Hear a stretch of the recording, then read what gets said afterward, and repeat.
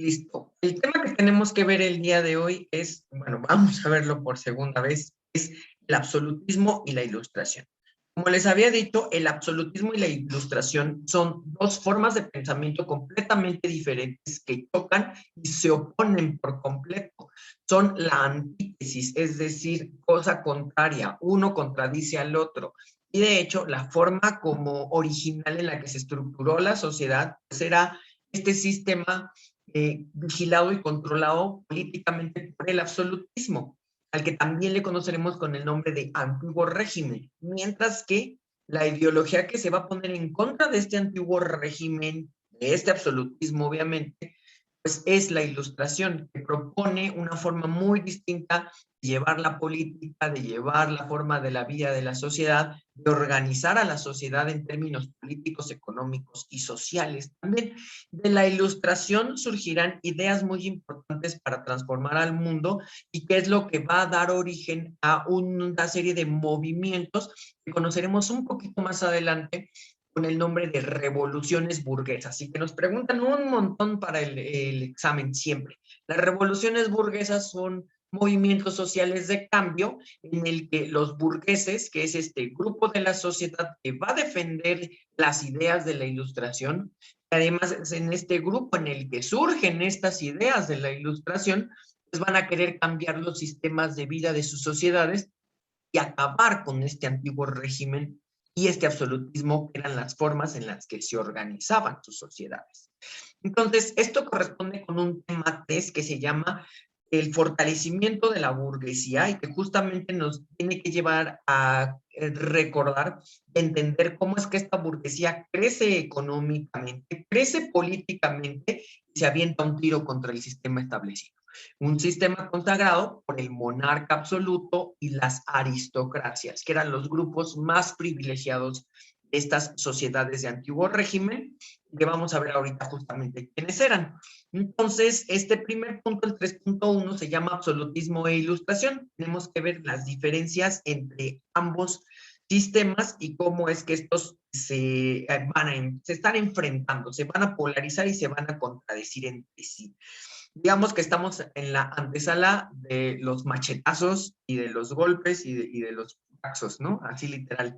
Y pues obviamente cada grupo va a defender estas posiciones ideológicas. Los nobles y el rey del absolutismo, los burgueses y gente del pueblo que al escuchar las ideas de los burgueses se van a sentir convencidos de su propuesta, pues va a favorecer los principios de la ilustración. Bien, entonces tenemos que ver rápidamente qué fue el antiguo régimen. El antiguo régimen fue un sistema en el que se establecían así las sociedades antes de estos cambios que trae la ilustración. Se van a caracterizar por tener privilegios feudales, a los cuales les vamos a llamar estamentos. ¿Cuáles son esos privilegios feudales? Esos privilegios feudales justamente son estos grupos privilegiados, reciben una beca por parte del gobierno, tienen títulos nobiliarios, el monarca, que es el titular del gobierno, les entrega palacios, les entrega tierras y pone a trabajar gente del pueblo para ellos. Además, no pagan impuestos estos manes. Entonces, están súper privilegiados porque están casi en una cobijita de algodón constantemente, ¿no? No trabajan, reciben becas, tienen palacios, están en fiestas todo el tiempo, hay gente del pueblo que les trabaja, los tributos que tienen que pagar en sí la gente del pueblo, que además se va a dividir en dos grupitos, la gente del pueblo, pues es lo que los mantiene, de ahí se saca para sus becotas. Y entonces tenemos que estos privilegios feudales hacen que estos dos grupos vivan súper cómodamente, mientras que la mayor cantidad del pueblo vive completamente empobrecido. Y el antiguo régimen se divide en estos sistemas, un sistema social, económico y político. De aquí, sobre todo, nos interesarán el sistema político, que es el que mantenía sin ningún cambio ni ninguna modificación al sistema económico y al sistema social. En el sistema social tenemos el estamento, que es de lo que acabamos de hablar. Ahorita vamos a ver, diferentes grupos sociales van a tener diferentes tipos de derechos. En el sistema económico tenemos el proteccionismo, de lo que habla es de un control económico, el control de la economía por parte del monarca, y el monarca establecía precios a los productos, aunque a veces esos productos no valieran ese precio. Esto era lo que fregaba mucho a los burgueses, porque a veces algún burgués vendía algún producto X y al rey se le metía la idea de querer poner un precio, de tasar un precio para ese producto mucho más barato de lo que el burgués tenía considerado en venderlo. Entonces, ¿qué pasaba? Pues el burgués compraba su producto pensando que lo iba a vender a X cantidad y el rey de pronto, porque se le antojaba, decía, no, este producto va más barato. Y entonces, pues lógico, lo que provocaba es que muchas veces los burgueses pues, ya no obtuvieran ganancias, sino todo lo contrario, pérdidas en ciertos negocios.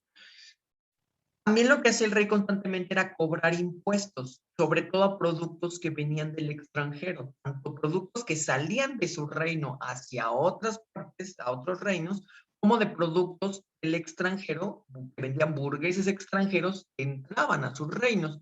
Entonces, esta lógica también empieza a molestar no solo a los burgueses de algunos reinos, sino de todos los reinos, porque no pueden vender sus productos libremente como ellos quisieran, como hoy diríamos nosotros, no pueden venderlo en un sistema de libre mercado, donde puedan vender un producto a en otra parte del mundo sin que pase absolutamente nada. No, en estas sociedades el rey sí les cobra impuestos.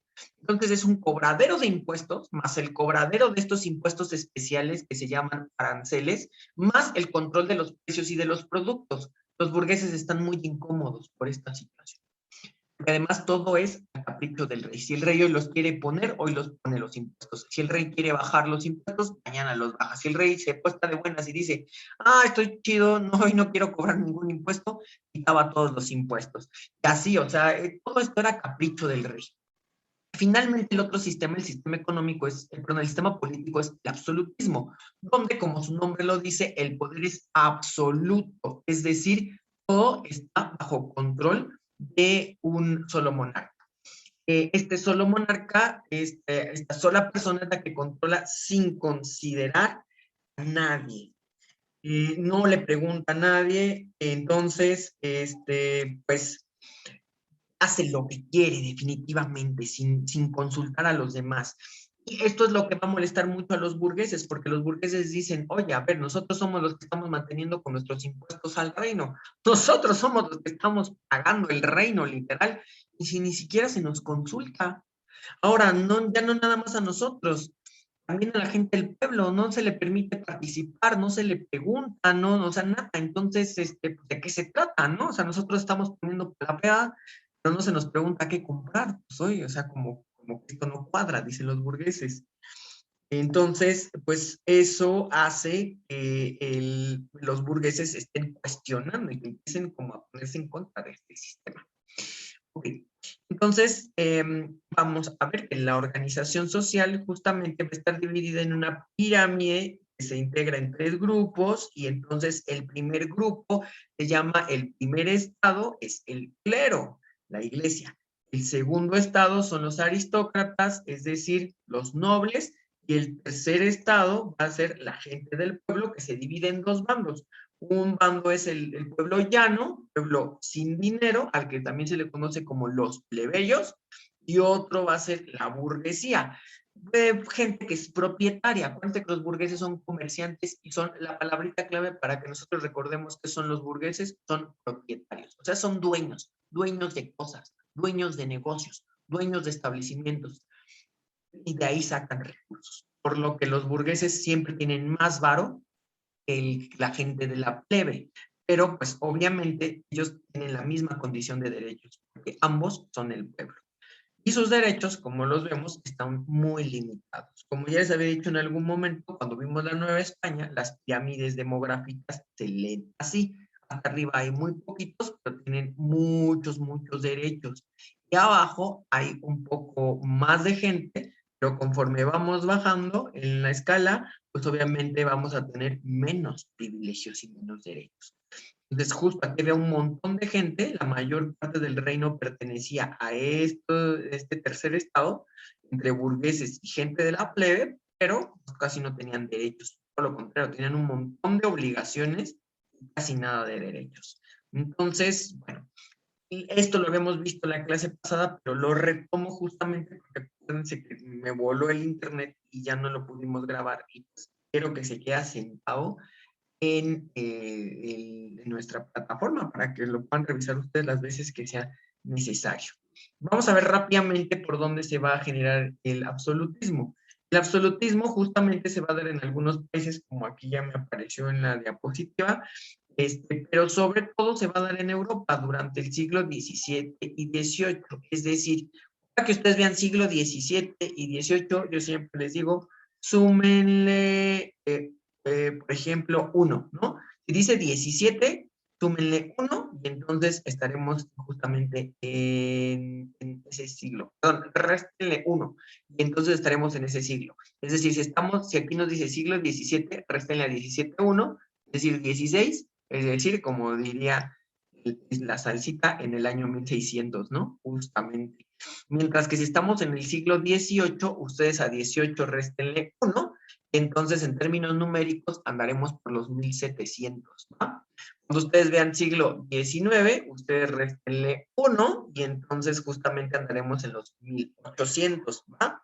Entonces justo entre el siglo XVII y el XVIII, es decir, entre los 1600, 17 menos 1 son 16, o sea, 1600, y en el siglo XVIII, es decir, 18 menos 1, 17, o sea, en 1700. Entre 1600 y 1700 tendremos que se desarrolla este sistema en Europa, donde el poder va a ser ejercido por una sola persona. Esa sola persona es ni más ni menos que el rey, que gobierna de manera autocrática o autoritaria, es decir, él mismo, sin considerar a nadie más, porque él quiere, porque sus chicharrones truenan y porque así debe de ser. Pedro me está preguntando, me perdí en eso de restarle 1. Ah, ok.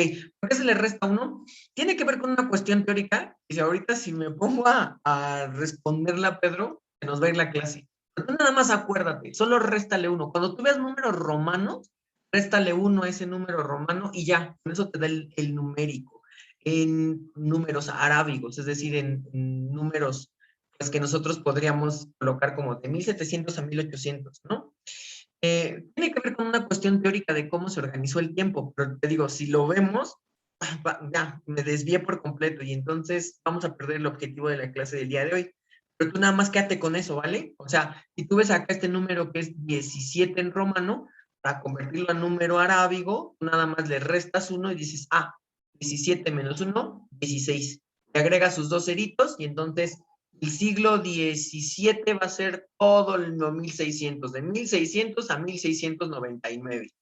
Así entonces el siglo XVIII, como le vamos a restar 1, pues entonces el siglo XVIII va a ser todo lo que pase de 1700 a 1799. ¿Va que va? Esto se los digo sobre todo, en el examen no nos van a preguntar esto, pero en el examen de pronto nos dicen, acontecimientos del siglo XIX y todos decimos, madre, siglo XIX, ¿cuál es el siglo XIX? Pues, tranquilamente nosotros recordamos por el examen 19 menos 1, 18. Tengo que encontrar un acontecimiento importante de los 1800, ¿no? Entonces ya diré, en 1800 pasó esto, estos serán como las cosas importantes. Solo por eso. Es muy raro que haya este tipo de preguntas en los exámenes, pero luego llega a verlas y entonces ahí es donde nos acuerdan. Pero bueno, regresando un poquito al tema acá. Entre 1600 y 1700 se va a desarrollar este sistema importantísimo que se llama absolutismo, justamente porque el poder lo ejerce de manera absoluta, sin considerar a nadie, una sola persona. Esa sola persona es el monarca. El monarca si quiere pone, el monarca si quiere quita, el monarca si quiere mete a la cárcel a alguien, el monarca si quiere ordena la ejecución de alguien y nadie lo puede detener. Y hace lo que quiere el rey. Yo siempre les digo, si ustedes vieron Alicia en el País de las Maravillas, justamente la representación más emblemática de un monarca absoluto es la reina roja de Alicia en el País de las Maravillas. En nuestra casa es nuestra mamá, justamente, ¿no? Siempre es la que está ahí como gritando y diciendo, se hace lo que yo digo, y se enterra y nos castiga y nos va súper mal, porque las mamás saben cómo gobernar de manera absoluta, autocrática, sin considerar a nadie, ¿no? Entonces, justo ese es el sistema. Este sistema se va a justificar en dos cosas. O sea, cuando hablamos de legitimidad es cómo se justifica y cómo hace que el pueblo crea realmente el único que debe de mandar es el rey, porque en muchas partes de Europa y en América sí se creyó durante mucho tiempo. Que sí, era normal, que estaba chido, que estaba guay, que no había problema. El rey tenía que gobernar naturalmente así, porque pues, así era. Y eso descansa en dos principios muy importantes. Esos principios muy importantes son el principio teocrático. Si ustedes se acuerdan, hemos visto que teocrático tiene que ver la palabra teo con Dios. Es decir, hay una justificación religiosa. La justificación religiosa es el rey es hijo de Cristo en la tierra. Porque según antes de morirse Cristo en la cruz, pues sí había tenido ahí sus que veres con María Magdalena y entonces había tenido una hija y esa hija luego se había casado con un rey muy antiguo de Europa, que resultaba casualmente ser como el ancestro de todos los reyes de Europa de este momento, y entonces por eso es que los príncipes y los monarcas, ¿se acuerdan? Dicen los cuentos, no tienen la sangre como nosotros. ¿De qué color tienen la sangre los príncipes y los reyes? Es de otro colorcito, porque es sangre divina. Nosotros, la de nosotros es vulgar sangre roja, pero la de ellos, ¿se acuerdan? Tiene una sangre divina de otro color. Bueno, por esa sangre divina, entonces se supone que corre el derecho de los monarcas a gobernar, porque pues, son descendientes de Cristo en la tierra, por lo tanto son casi dioses en la tierra. Y es por eso que la gente en algún momento dijo, entre 1600 y 1700 dijeron, va, pues chido, si son los representantes de Dios en la tierra, pues ellos saben cómo gobernar. Uno que puede criticar si uno es simple mortal.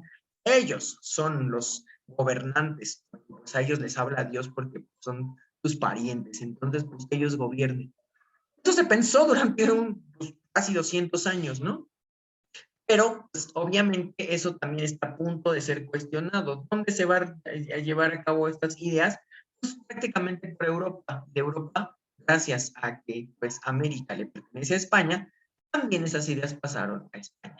El otro es el principio filosófico. Hay alguna gente en esta sociedad que no es tan religiosa como nosotros pensábamos, entonces ellos sí piensan más en términos pues filosóficos. Y lo que ellos dicen es que los hombres somos malos por naturaleza, bueno, hombres y mujeres, las personas somos malas por naturaleza, que entonces necesitamos un poder autoritario y fuerte que meta en cintura, es decir, como cuando nos estamos agarrando con nuestros hermanos, justamente el poder fuerte que llega y nos mete un zape a los dos y nos dice, ya se están en paso, yo me los voy a chingar a los dos, pues es la mamá, ¿no? Por eso les digo que la mamá ejerce el poder de manera absoluta, siempre. Así los filósofos también decían, los seres humanos son malos por naturaleza, todos estamos a punto de matarnos y lo único que nos va a meter en cintura es un monarca absoluto que tenga todo el poder como para aplastarnos si nos estamos pasando de lanza y rompiendo la ley. Y entonces esto hace que se justifique el principio de que el rey debe tener todo el poder. Estas ideas se fueron acumulando hasta que finalmente van a llegar a Francia. Entonces es en Francia donde surge un rey que aglutina o une las ideas filosóficas, las ideas teocráticas del derecho divino, y es el que termina de moldear este sistema dando origen al absolutismo. Surge justamente en Francia. El rey que lo logra aglutinar es este hombrecito que está aquí, que se llamó Luis XIV, y que como vamos a ver es bien importante para el examen. ¿Qué nos preguntan en el examen hasta aquí? Generalmente nada más nos preguntan por la definición de absolutismo, es decir, es un sistema donde todo el poder es ejercido por una persona de manera autocrática, es decir, sin considerar a los demás. Pero esto que les dije acá, pues es un poco de chorito nada más para que ustedes recuerden y vean de dónde surge este ejercicio del poder autoritario y cómo es que la gente aceptó por un rato pues que así se hiciera. Y otra cosa que sí nos preguntan un montón en el examen es quién es el máximo representante del absolutismo. Pues el máximo representante del absolutismo es este rey que logra aglutinar este principio filosófico como este principio teocrático, los une, los mezcla y ¡pum! Da origen en Francia al absolutismo. Entonces acuérdense de Luis XIV para el examen. ¿Va a quedar? Bien importante. De allí, bueno, vamos a ver cómo se va a dispersar esta ideología por otras partes, por ejemplo, en Rusia y en Prusia. Prusia ya no existe, les decía, es lo que más o menos hoy es Alemania, un poquito. Entonces, en Rusia surge con estos dos personajes que solo se los puse aquí para ejemplificar quiénes son. Pedro el Grande y Catalina la Grande. Este modelito también es adoptado, el absolutismo es adoptado por Federico el Grande de Prusia, es adoptado por esta María Teresa en Austria. Entonces aquí se van pintando en el mapa los lugares donde fue copiado el modelo. Pero el original es ni más ni menos que el de Luis XIV de Francia. Finalmente también en España. Como les decía, ya vimos la clase pasada las reformas borbónicas, en las que observamos cómo Carlos III, Carlos IV justamente, casual que también eran parientes, descendientes de este rey Luis XIV, llegaron a España a gobernar e impusieron una serie de reformas que se llaman las reformas borbónicas. Esas ya las vimos hace 2 clases. Esas reformas borbónicas no son ni más ni menos que ejemplos de cómo se aplicó el absolutismo, pero en España nada más, ¿va? Entonces, esa es la relación que hay entre las reformas borbónicas y este tema. Pues estos reyes están aplicando el absolutismo. Lo que significa nuestras reformas borbónicas, vimos, son ejemplos de aplicación de absolutismo. Hasta aquí, ¿cómo vamos? ¿Tenemos dudas? ¿Todo va bien? Comenten en el chat, por favor. Les voy leyendo y ahorita, de todas maneras, nos regresamos a las dudas que tengamos al final de la sesión. Pero todo va bien hasta este momento. No los voy haciendo bolas. ¿Todo bien?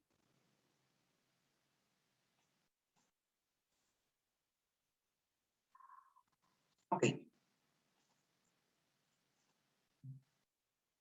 Voy a ver las características. ¿Pero qué pasó? ¿Todo va bien? Escríbanme acá por el chat para ver qué onda. Sí, todo bien. Perfecto, muy bien. Ok. Va que va. Entonces, las características del absolutismo son las siguientes. Para empezar, tenemos que recordar que el máximo representante justamente del absolutismo es ni más ni menos que este señor llamado Luis XIV, el rey de Francia, considerado y llamado el rey sol justamente por esto, porque él decía que él era el centro del poder político, así como el sol era el centro del sistema solar. Así se hizo llamar, el rey sol, y es el máximo representante, acuérdense. De hecho, tiene una frase que a veces nos llegan a preguntar en el examen, nos preguntan quién dijo el Estado soy yo. Pues ahí se refleja absolutamente toda la idea de Luis XIV de que él tiene todo el poder. El Estado soy yo prácticamente es un sinónimo de decir yo mando, yo soy el único que puede mandar y todos los demás se friegan, ¿no? Sin embargo, pues este sistema tiene algunas características, como justamente tenemos que verlo ahorita. Esas características son, por un lado, el poder se hace hereditario. Hasta este momento, el poder sí era hereditario de padre a hijo, de rey, padre a hijo, príncipe, pero la situación es que antes de este sistema, los nobles tenían que dar el visto bueno. Los condes, los marqueses, los duques decían, sí, sí lo queremos obedecer, o decían, no, no queremos obedecer a ese nuevo rey, y se armaba un desmadrísimo, o sea, se abrían bandos, se peleaban entre ellos, se iban a la guerra entre ellos, es una locura. Luis XIV es el primero que dice, el poder es hereditario de padre a hijo y me vale un pepino. Aquí nadie tiene que venir a decir, sí, sí, sí, voy a aceptar a este nuevo rey. Se impone porque es su derecho y punto, se acabó. Entonces acuérdense que una de las características es el poder se hereda, ya, definitivamente. La otra es el proteccionismo, lo que habíamos hablado hace ratito. El rey es el único que puede fijar los precios de los productos. No hay libertad económica. El rey lo controla todo. Se hace de un ejército profesional para poder, obviamente, pues, imponer su voluntad a los demás. Y otra cosa muy importante es el derecho divino. Esta ideología donde él decía, pues es que mi hijo, mi chamaquito, mi junior, tiene derecho a gobernar porque también tiene la misma sangre divina que yo. Que va a quitar muchos privilegios a los aristócratas y al clero. Les deja sus palacios, les da becotas, pero los quita del gobierno. Muchos de ellos gobernaban antes, le ayudaban a gobernar al rey. Ahora el rey dice, yo ya no voy a servirme de esta gente, pero pues sí les voy a dejar ahí unas becas y sus casitas, palacios grandes, para que no estén molestando. Y por último, va a unificar los mercados. Ustedes dirán, ¿cuál es la importancia de la unificación de los mercados? Que los une a través de caminos y entonces a partir de este momento todo el reino está conectado por un sistema de caminos y carreteras que lo une más rápido y que le permite al rey tener más control de su reino. Y todas esas características son las características que nos han llegado a preguntar en el examen, cada vez menos, pero de pronto estas características sobre todo aparecen a los que van para hacer exámenes de área 1 y área 2. ¿Qué características aparecen? Aparece el poder hereditario, aparece el ejército profesional, aparece la reducción de los privilegios de la aristocracia y, por supuesto, el derecho divino. Es decir, aparece el cuarto, aparece el quinto y aparece también el ejército profesional, aparece el tercero. ¿Ok? Muy bien. Hasta aquí, ¿cómo vamos? ¿Vamos bien? Por favor, coméntenme acá el chat. Sí, no, nada más pónganme para ver si avanzo a la siguiente diapositiva. Todo bien, perfecto, muy bien. Acuérdense nada más entonces para el examen estas poder hereditario, ejército profesional, derecho divino, reducción de los privilegios de la aristocracia y el clero, y el máximo representante es ni más ni menos que Luis XIV, el rey Sol, ¿va? Ok, perfecto, muy bien. Vámonos entonces ahora sí con la ilustración. Fíjense que la ilustración pues también va a surgir en Francia, justamente allí mismo donde el poder absoluto se impone con más fuerza, allí también luego algunos sectores de los burgueses rápidamente se ponen al tiro y dicen, no, esto ya está, es imposible. Y ellos van a desarrollar el pensamiento ilustrado. Es curioso que la ilustración sea el pensamiento de los burgueses. Los burgueses están convencidos de que debe haber todo un cambio en la forma de pensar el mundo, pero también debe haber cambios políticos y de organización social. El origen de la ilustración es Francia y también es en el siglo XVIII. Entonces, primero estalla el absolutismo, y como 30 años después se empieza a formar la ilustración para contestar y retar al absolutismo. La ideología que está detrás de la ilustración, es decir, la base de la ilustración, este pensamiento que está como inspirando el desarrollo de la ilustración, es un pensamiento que se llama el racionalismo y que significa hay que usar la razón. Es decir, el racionalismo es el uso de la razón. Y el uso de la razón implica que se dejen de creer en ideas religiosas y en supersticiones. La gente de Europa, a grandes rasgos, creía que en el hombre lobo, que en las brujas, que en los gnomos eran supersticiosos. Y por supuesto también eran muy religiosos. Y el asunto de la religión es que, además de que no se puede comprobar que exista Dios, dicen estos ilustrados, otra cosa es que los monarcas y la iglesia abusan del poder que tienen, argumentando que son los representantes de Dios en la tierra. Entonces, esto es lógico. Si no se puede comprobar la existencia de Dios, pues muy probablemente Dios no exista, dicen los ilustrados. Y si Dios no existe, ¿por qué la iglesia nos está sacando dinero? ¿Y por qué el rey está gobernando diciendo que es hijo de Dios en la tierra si ni siquiera podemos comprobar la existencia de Dios? Si no hay Dios, no hay derecho divino. Si no hay derecho divino, no hay absolutismo. Si no hay absolutismo, qué jodidos estamos haciendo, ¿por qué le estamos dejando, dicen los burgueses ilustrados, al rey hacer lo que se le pegue la gana? Entonces, justo lo que ellos van a proponer no es que desaparezca el rey, sino lo que quieren es quitarle mucho poder, es decir, limitar el poder del rey. Las primeras propuestas son, pues que el rey siga gobernando, ya total, pues es el representante del pueblo, pero no tenga el poder absoluto. El poder lo reparta con el pueblo y que escucha al pueblo. Pues estas ideas de racionalismo, dicen los burgueses, implicarían lo más razonable es que si vas a gobernar a todo un reino, pues que escuches las diferentes propuestas de los distintos grupos de la sociedad que forman el reino. O sea, no se puede pensar que una sola persona, solo porque es hijo de Dios en la tierra supuestamente, o hijo de Cristo en la tierra, o lo que sea, descendiente de Cristo en la tierra, pongámosle así, ya nada más porque es descendiente de Cristo, pues ya sabe todo y tiene la verdad absoluta y nadie lo puede cuestionar. O sea, esto es una cosa, un pensamiento ilógico. Es lógico pensar que una sola persona es incapaz de conocer las múltiples realidades que hay en una sociedad. Imagínense, piénsense en cada uno de ustedes y a poco cada uno de ustedes va a poder entender en su complejidad cómo se organiza la sociedad sin documentarse o sin escuchar a otras personas que les pueden hablar de otras realidades. Les juro que ninguno de nosotros aquí, nomás porque sí, porque seamos bien gallos o bien chingoncillos o leamos mucho o lo que ustedes querramos, ni con todo eso seríamos capaces de entender las múltiples realidades de la vida, de la sociedad en la que vivimos, los diferentes grupos. Es muy ilógico, es completamente ilógico pensar, ¿no? Entonces, esto puede ser así. Entonces, justamente por eso la gente burguesa ilustrada empieza a decirle al rey, no, tienes que escuchar a los diferentes grupos. ¿Y cómo tienes que escuchar estos diferentes grupos? Pues a través de ejercicios donde la gente pueda reflejar sus necesidades.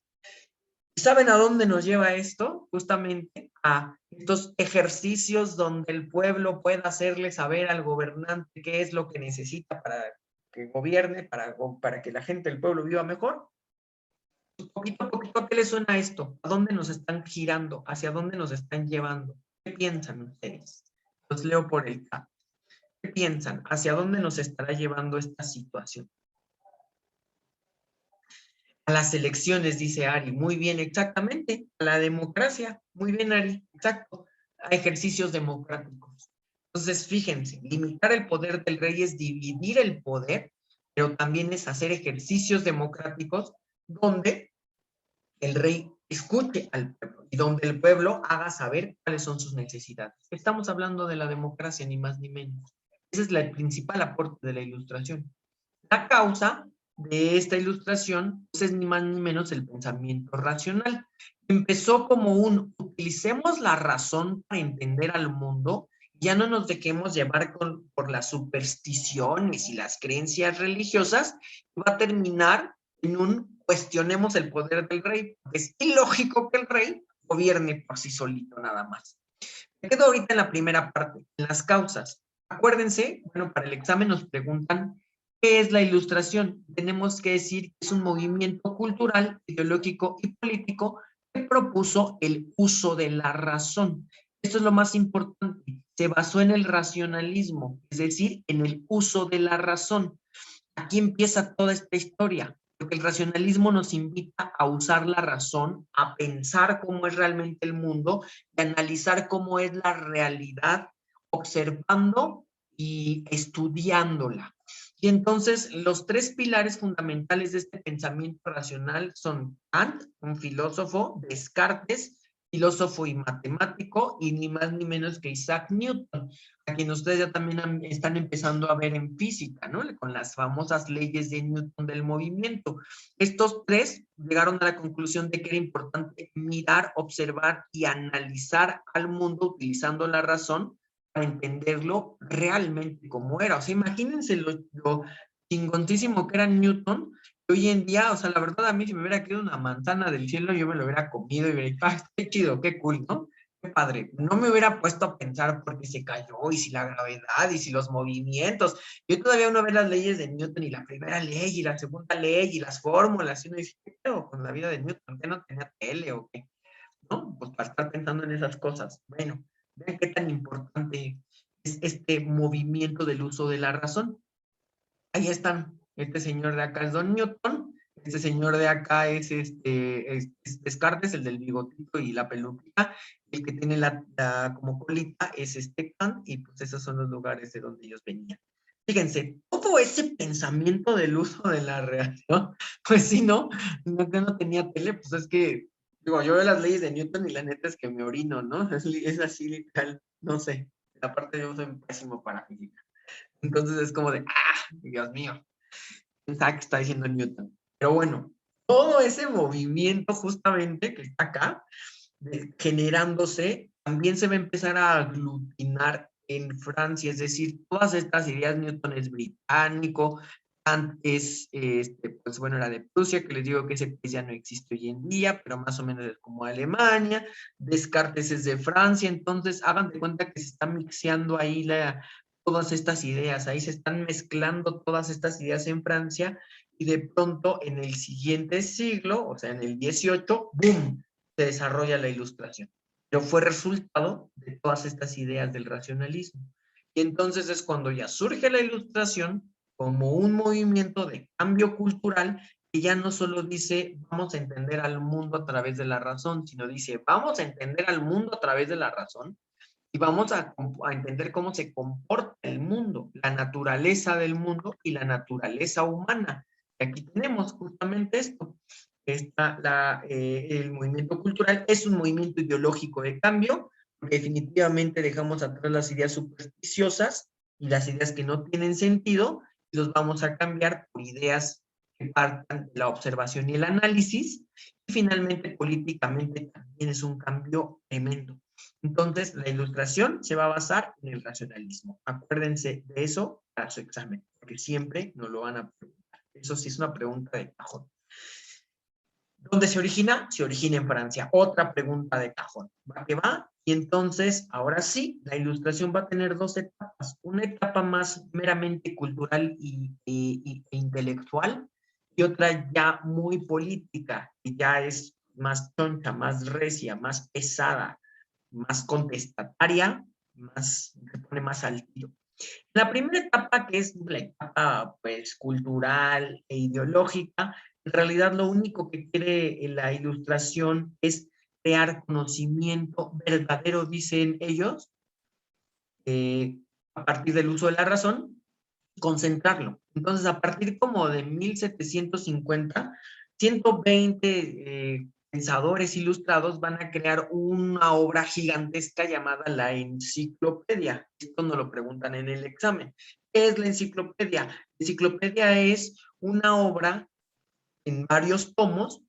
De hecho, si ustedes recuerdan las enciclopedias, no sé si tengan enciclopedias en su casa, a mí también me tocaron enciclopedias escritas, creo que todavía por ahí mis papás tienen una, donde son diferentes tomos. En esos tomos viene uno de biología, otro de química, otro de historia, y así, de todas las materias habidas y por haber, y a veces son colecciones de 20 libros, 10 libros, pero son libros muy gruesos, donde se está concentrando toda la información, absolutamente todo de lo que se supone que es el mundo. Bueno, estas enciclopedias surgieron justamente en Francia, en esta época de la Ilustración, o llamado también el siglo de las luces. La intención fue concentrar todo el conocimiento. Entonces, 120 ilustrados, muy sabios, analizaron el mundo y escribieron absolutamente de todo. De biología, bueno, en esa época se llamaba naturalismo, pero de naturalismo, de astronomía, que de matemáticas, o sea, y escribieron de todo absolutamente. Para el examen debemos de recordar que el enciclopedismo es un movimiento que buscó concentrar todo el conocimiento de la época. ¿A qué va? Eso es importantísimo. Sus promotores, la gente que se encargó como de recopilar esos 120 artículos, de organizar, diría yo, la machaquita, ¿no? La carnita asada, o sea, de compilar los 120 artículos, de estar creando los tomos, de imprimirlos, de distribuirlos. Son estos dos señores que ustedes ven aquí, que se llaman Jean de Alembert, Denis Diderot. Casi no nos los han preguntado en el examen, pero puede que nos lleguen a preguntar por el nombre de los compiladores del enciclopedismo. ¿Ok? Como les decía, el enciclopedismo buscó concentrar todo el conocimiento de la época. Casual, de allí, algunos autores escribieron en esa enciclopedia van a también desarrollar sus ideas, porque hagan de cuenta, en la enciclopedia nada más tienen un pequeño articulito, pero después van a escribir obras completas, libros completos, donde van a exponer esas ideas políticas muy claras. Entonces, de este pequeño grupo se desprende un grupo muy importante, al menos podríamos decir de 3 personajes muy importantes franceses, que van a retomar las ideas de 2 importantes también pensadores ingleses, y en conjunto van a ser los principales como representantes de la ilustración política. Pero lo que quiero que me entiendan es que al menos 3 de estos, que son franceses, escribieron aquí en la enciclopedia y luego hacen sus propios libros ya más chonchos, con ideas más desarrolladas y ya más específico a lo que ellos quieren demostrar. Y así es como nace la ilustración política, y nosotros la vamos a empezar a conocer con otro nombrecito. Este nombrecito es el nombrecito del liberalismo.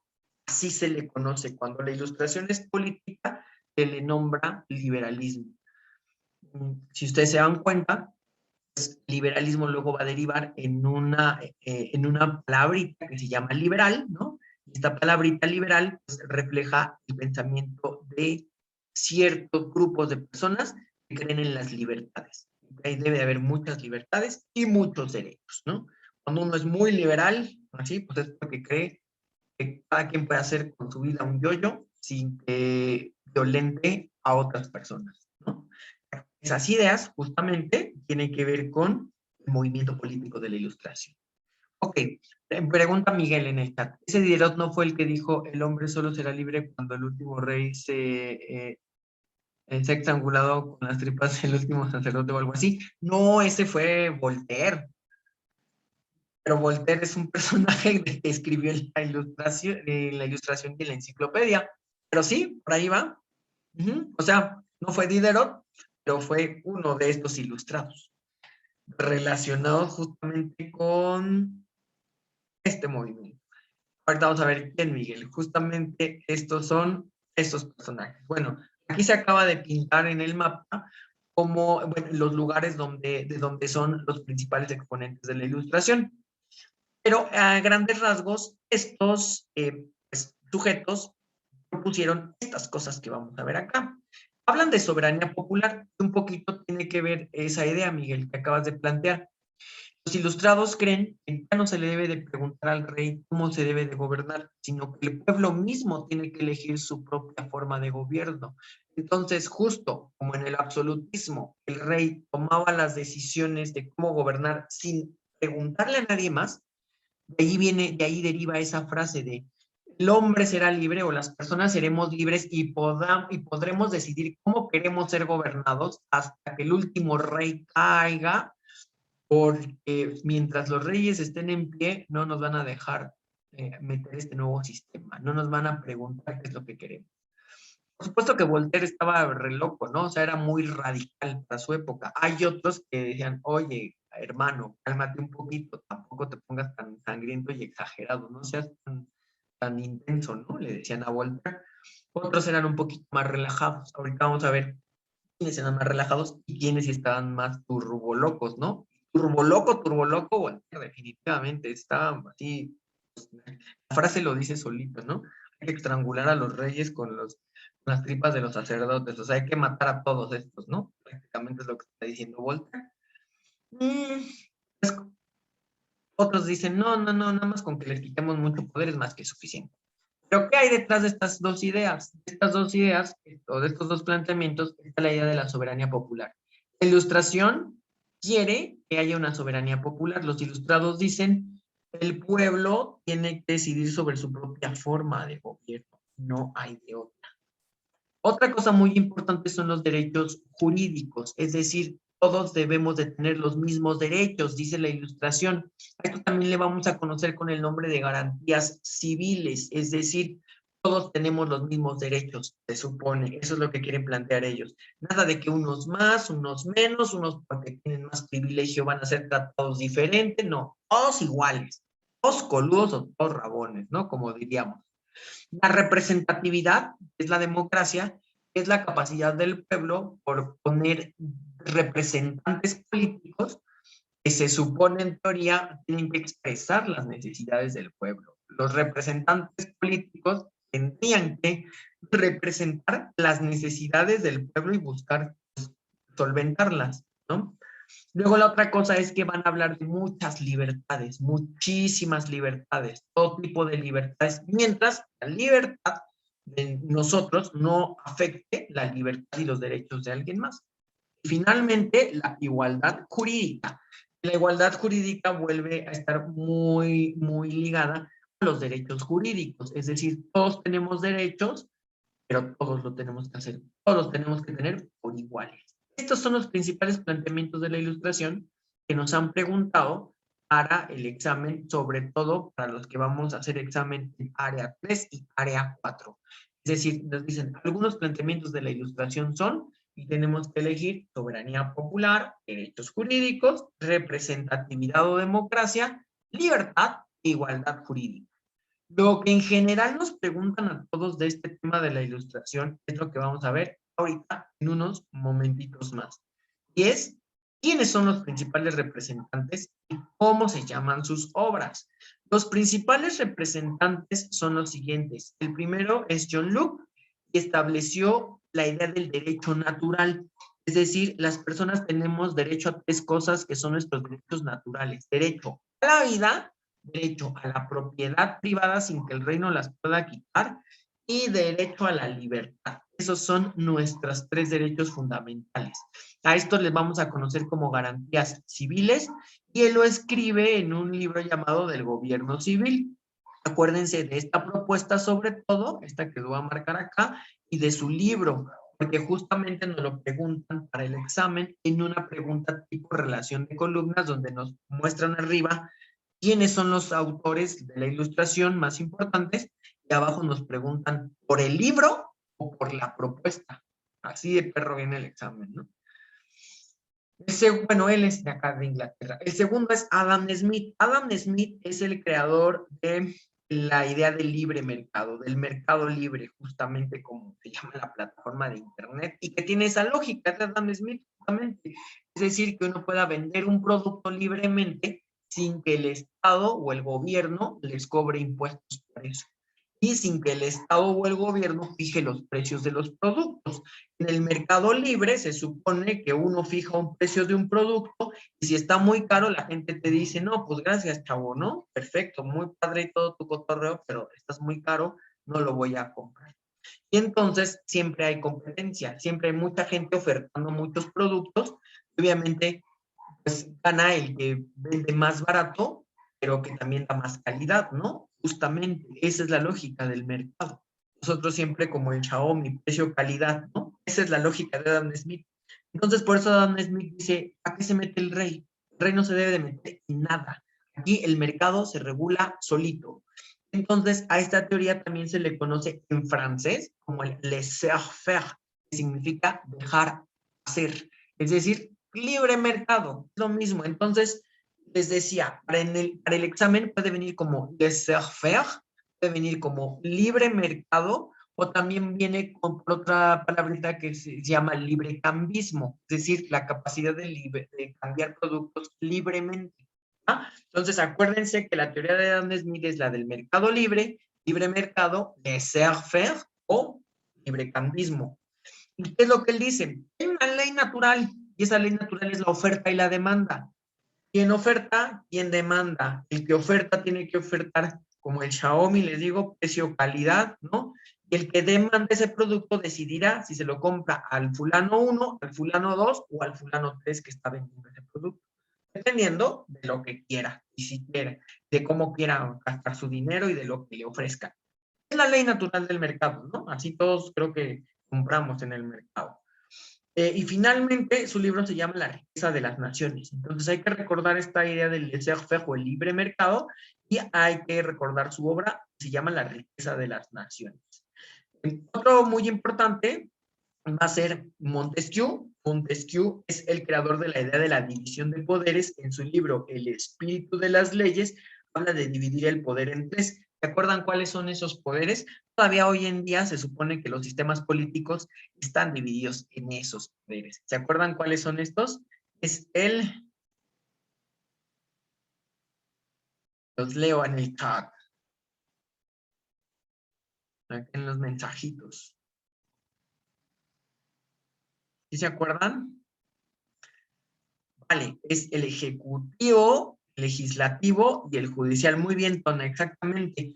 ¿No? Entonces, lo que va a decir Montesquieu, fíjense, Montesquieu no está tan turboloco. Montesquieu dice, no, pues hay que dejar al rey total, pero hay que quitarle la capacidad de hacer las leyes, porque ahí es donde nos atora. Y hay que quitarle la capacidad de ejercer sentencias, justicia. Entonces, hay que quitarle las audiencias y hay que quitarle el poder de hacer leyes. Y eso se lo tiene que entregar al pueblo. Entonces, lo que dice Montesquieu es que el poder absoluto se debe de partir en tres. Entonces, una vez que está partido en tres, pues, dividirlo, digamos, ¿no? Entre la gente del pueblo. Otro muy importante va a ser Rousseau, que va a hablar del contrato social. El contrato social es un sistema en el que pues la gente va a hacer sus propias leyes. Entonces, lo que dice Rousseau es hay que oír la voluntad general. Esa es su propuesta. La voluntad general se ve reflejada a través de la democracia.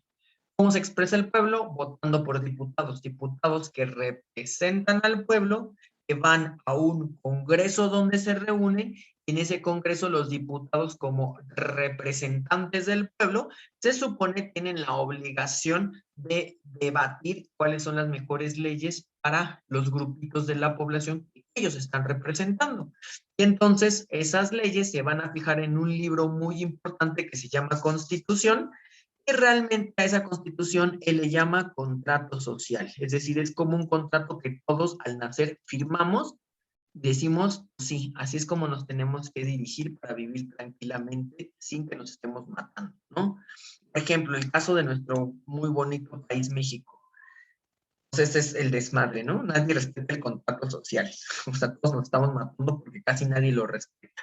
Todo el mundo hace lo que se le da la gana, y pues ni siquiera conocemos como las leyes de convivencia pacífica. Por eso nos está llevando la fregada, ¿no? Y por último, tenemos a Voltaire, este sujeto que sí estaba bastante deschavetadito, y Voltaire finalmente habla en su libro llamado Cartas Filosóficas, que tenemos que recordar, de que todos debemos de ser iguales ante la ley. Igualdad jurídica, ¿no? O sea, que todos igualitos, nada de que unos privilegiados y otros menos. Todos iguales ante la ley, ¿ok?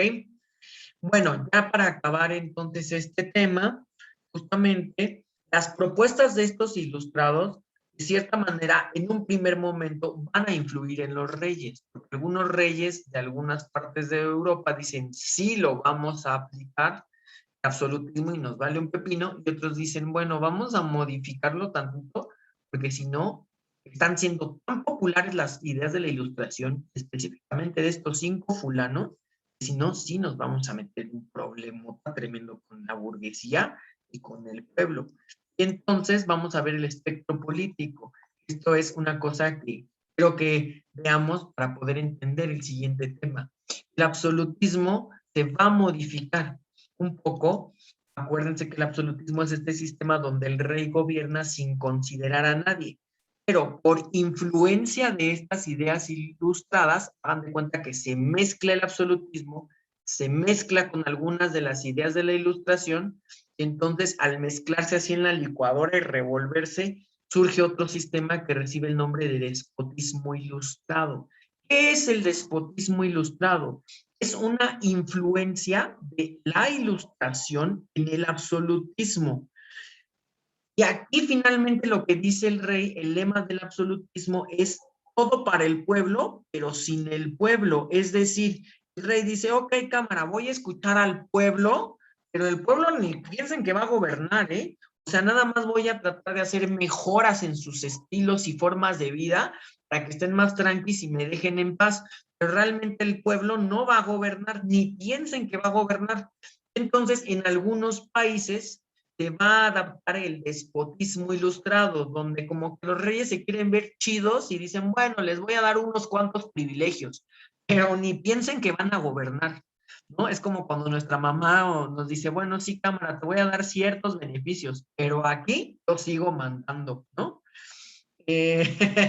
Y no es el sistema que predomina hoy, sí, por desgracia, sí, es que justamente esto es lo que, pues, este tema nos daría esto para cuestionar el día de hoy, ¿no? No que muy democracia y lo que ustedes quieran, pues esto cada vez parece más un despotismo ilustrado, ¿no? Donde cámara yo les voy a dar chance, pero yo voy a hacer lo que quiera. Entonces, pues eso ya no tiene nada que ver con una democracia. El siguiente modelo que vamos a ver que va a surgir un poquito más adelante es el modelo de la monarquía moderada. ¿Qué es la monarquía moderada? La monarquía moderada es el resultado de la ilustración. Ahora sí, es decir, la gente del pueblo llega un momento en el que dice, no, Nel, no queremos el despotismo ilustrado, sí queremos participar en el gobierno. Y entonces, este modelo transita hacia este modelo, pero porque ahí los burgueses y la gente del pueblo presionan para que se modifique. ¿Qué son las monarquías moderadas? Es un modelo en el que el rey sí tiene el poder limitado y solo tiene el control del ejecutivo, mientras que el legislativo y el judicial están en manos del pueblo. Es un gobierno semidemocrático porque las cámaras de diputados y senadores y los tribunales están en manos del pueblo, pero el poder como ejecutivo está en manos del rey. Entonces, vendría siendo como una especie de presidente. Nada más que aquí no se vota por el presidente, obviamente no se vota por el rey, sino se va heredando el cargo de padre a hijo, ¿vale? Y por último, vamos a tener que algunos sistemas más alocados van a proponer la república, donde definitivamente ahora sí, los más locos, así turbolocos, en algunos países derrumban a sus reyes, les mochan la cabeza o los corren de sus reinos y finalmente imponen un sistema 100% democrático donde hasta el poder ejecutivo se vota en elecciones. Este sistema era un sistema súper loco e impensable en esta época, ¿no? Era como de, no, ¿qué están diciendo? Están marihuanos, decían muchas personas. Pero finalmente, hoy en día tenemos ya muy poquitas monarquías moderadas y un montón de repúblicas, lo que significa, y se supone que en teoría, este modelo fue el que ganó. Estos dos modelos en sí son los que vamos a ver a continuación en las siguientes clases, que se van a imponer, se van a ir imponiendo, pero sobre todo van a ir ganando estos, los modelos republicanos. Estos dos modelos son los modelos que derivan de la Ilustración. Ahora sí, coméntenme por favor, hasta acá tenemos alguna duda, déjenme, les regreso el silencio para que ya puedan ustedes participar. Ok, ¿tienen alguna duda hasta aquí? ¿Cómo ven? Ya pueden abrir sus micrófonos. No, Ale, y de hecho el profesor de biología dijo que empezaba a 9:05, pero no ha mandado el link. Ok, no se preocupen, ya lo mandó. Ah, ya lo mandó, de hecho. Aquí Dijo que estoy. iniciaba luego. Ya, le voy a pedir 5 minutitos. Ah, vale. Vale, ok. Entonces, ¿tienen alguna duda? ¿Todo bien? ¿Todo perfecto? Todo fine. ¿Todo fine? ¿Todo perfecto? Como les digo, este espectro político en realidad no nos lo van a preguntar en el examen más que el despotismo ilustrado. Nos llegan a preguntar cómo se llamó el sistema en el que el absolutismo se vio influido por la ilustración. Tenemos que buscar inmediatamente despotismo ilustrado. Una cosa es verse influido y otra cosa es ya tumbarlo. Cuando se ve influido es el despotismo ilustrado. Cuando tumban el absolutismo puede que surja o monarquías constitucionales o repúblicas. ¿Va? Ok. ¿Seguros no hay ninguna duda, chicas, chicos? Como siempre les digo, esto es como el momento más importante de la clase y es como también el momento más importante de su vida. Hablen ahora o callen para siempre, ¿no? Así como les dicen en el tribunal, digo en el tribunal, oigan, el tribunal, el registro civil, cuando se van a casar. ¿Alguien tiene una objeción o algo? Todo bien. ¿Todo bien? Perfecto, muy bien.